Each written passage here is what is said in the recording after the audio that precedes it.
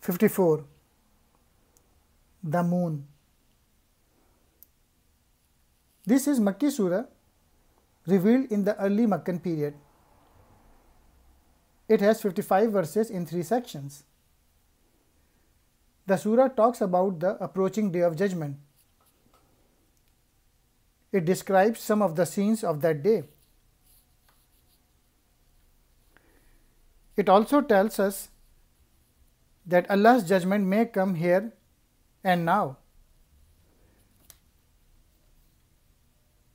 There are references to the flood that came at the time of Prophet Noah, the punishment of the people of Ad, Thamud, people of Prophet Lut, the Pharaoh and his people.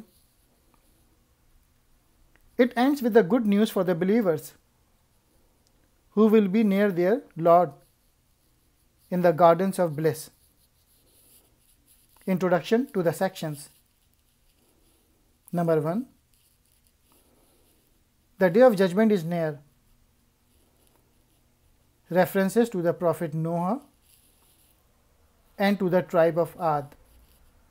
Number 2.